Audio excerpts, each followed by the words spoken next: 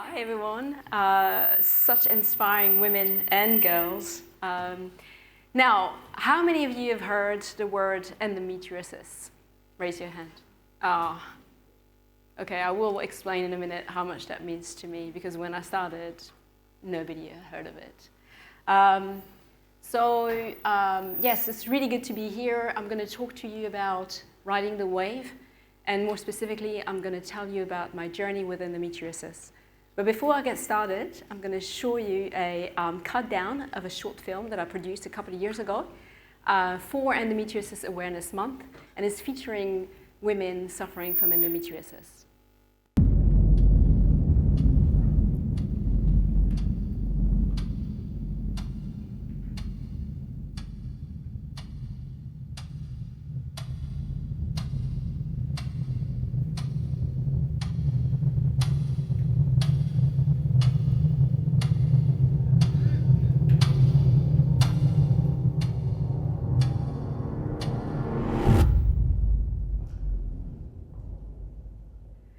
It's time indeed. Now, being stuck in bed for me started when I was 12, and it was very much around the periods, before and during the periods. And by my early 30s, it escalated, and I actually had daily pain, and that's when I became bedridden. Now, I waited 18 years for a diagnosis, and when I finally got it, I had 3 laparoscopies in 18 months, and a bunch of hormonal treatments, and none of it worked. And it was pretty invasive,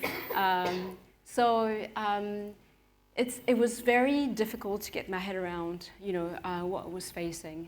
And I felt overwhelmed, and I really didn't know what to do with myself. In 2010, after feeling like a guinea pig, I couldn't work, I couldn't walk, and I couldn't think straight, I said, enough. And late that year, I met a fertility specialist in Cape Town, and he recommended that I try acupuncture. So I gave it a go, and within weeks and regular sessions, 90% of my pain went away. I couldn't believe it. I thought, wow, that's like a second chance in life. As a thank you to life, I signed up for the British 10K, and everyone laughed because I had never really exercised before. So everyone was like, good luck to you. You look, I deserved it. I picked it up really quickly, and I fell in love with running. And basically, running makes me feel so powerful, it makes me feel so strong. And I know it can sound a little bit counterintuitive, suffering from endometriosis, being bedridden and, going for a run. But really, running has made an awful lot of difference for me over the years. And I've achieved so much more than what I thought I could do physically, I couldn't walk to the kitchen to fix myself a cup of tea, let alone going for a run. And this has helped me a lot, and this is why I'm standing here today, and why I talk about the charity work that I've done in relation to endometriosis, to actually encourage women and leverage exercise to better themselves and better their health. Now, I talk about, riding the wave, riding the big wave. Endometriosis aside, there's always seems to be something coming at us as women,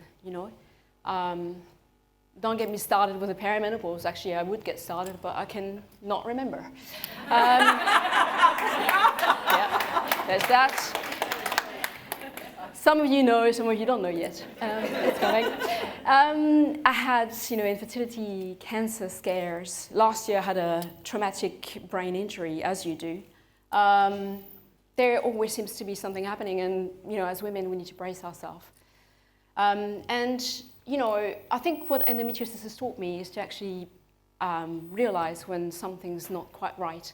When I was younger, I didn't know. I didn't know what was right, what was wrong. I didn't have the education, I didn't have the knowledge. And now, I know and I recognize the sign, and I can raise my voice and say there's something wrong. We, as women, are faced with a lot of things, hardship, ignorance, taboos that society inflicts upon us. And it's tough. We need to build resilience. And very importantly, we need to make space for the ups and downs, because no matter how much we try to avoid it, it's coming. And there will be a time when something else comes along. So, equipping ourselves is very important. And what I mean by that is knowledge is key. I think it's crucial that we empower ourselves and we take charge of our care, whether physical or mental. I think, when I was first diagnosed, I felt really overwhelmed by it all. I didn't really quite understand what was going on. And I left it up to the doctors to make decisions on my behalf. Looking back, it's such a bad decision. But what did I know? I don't know. I just wanted to get rid of this thing. And I've learned a lot. I've done some research. I worked and I spoke to a lot of women across the world about endometriosis, how, what it means for them and how they live with it. And that's enabled me to actually understand, how key knowledge is, because you can step up for yourself and you can demand care, whether it's with your employers or your doctor. You have the confidence to say, I deserve this. You know what good treatment looks like. Now, a good support system is very important as well. And, it's about reaching out to people around us, family, friends, to get some support when we need it, a shoulder to cry on, so maybe somebody to go to a doctor's appointment with. And sometimes maybe somebody to kick your butt, to keep you going. That's also needed. What it boils down to when I talk about my running, and you can probably tell that I'm passionate about it, it comes down to finding something that works for you and something that you love. But I met a lot of women and they said to me, I prefer pain. Running, not my thing, thank you. I can take that, that's fine. I think there's merit. I've done a bit of research and there's merit around cardio work in relation to estrogen dominant conditions, endometriosis being one of them. But that aside, I think it's about finding something that works, because you can sustain it, because you can maintain it. It'll make you happy as well. And building your confidence, again, very important to, walk into your doctor's office and say, you will not dictate what I should be doing with my own body. You will, make that scan happen because I know I need it. It's about building that confidence and raising your voice when it matters. Keep going. So I'm quite careful with that phrase, because it has its time and it has its space. And sometimes, it's not okay to say to somebody, keep going and you'll win. I don't know what there is to win, but there's certainly a lot of fights to be fought. So you've heard tonight, and I'm sure you've experienced it yourselves. So keep going, but, we need to think about the best time to say that and be sympathetic and encouraging of people. Now, when you fall, I fall a lot. Physically and metaphorically, actually. When you fall, it's about, recognizing that you're going through a challenge, and it's okay. Everyone falls. The best, when in my 20s, I believed that I was invincible, and actually I wasn't at all. And I fell from a very high level because I wasn't, ready for it.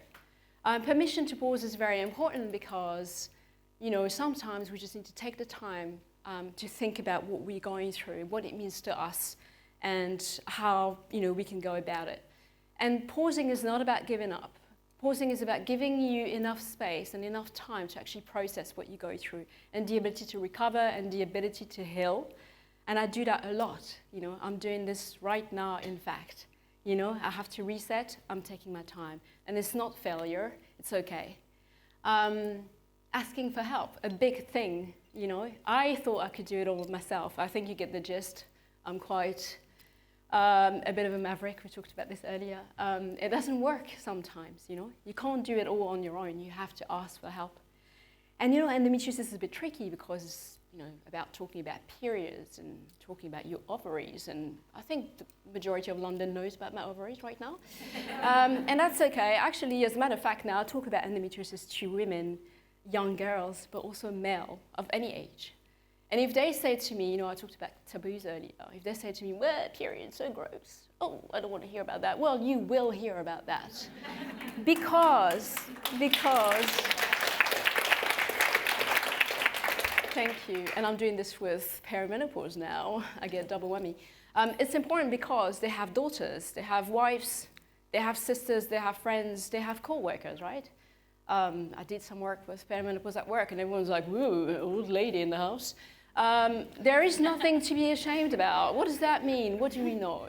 You know, we all go through this. Actually, as a matter of fact, 100% of women go through menopause, right? Endometriosis is 1 in 10. Now, 1 in 1 and 1 in a million. So, you know, ask for help. Don't be ashamed to talk about women's health. There is nothing to be ashamed about. Actually, we should be proud because our body is amazing, regardless of everything that we go through. And keep going. Well, when you're forced and when you're ready, yes, keep going. Now, my 3 things, because I've spoken a lot and I'm probably out of time. What does that mean practically? So acknowledging the challenges is about recognition, about how we feel. And maybe we are diminished because of our physical conditions or our stress, mental health, and the hurdles that we're facing, the adversity that we're facing as women. And it's recognizing that it's okay and it's common, it happens. And our situation may be a little bit different than others, but nonetheless, it's valid. Your feelings are always valid. Now, learning about your body and your well-being, that was really important to me, and I hope I communicated a message that is really important because it's power. Because you empower yourself to make decisions for your well-being, for your health, and those that are sustainable, you know, something that is good for you. And looking back and helping others, that's really dear to my heart. You know, we have wonderful, wonderful girls in this room today. And if I do it for somebody, for the younger girls that do not yet have the confidence to actually say, I demand good care, and I want to be looked after, and I want to be acknowledged. So, you know, you all have a power, and you will building your career towards more sort of senior position, assertiveness, actually at any level. Look aside, look behind you. And once you've built yourself and once you've built your knowledge and your confidence, don't forget about the person that's coming next to you, because together we can really change things. I never ever want a younger girl like the one you saw in the video earlier go through what I've been through, because that means that everything is pointless. So I really believe that together we can do it.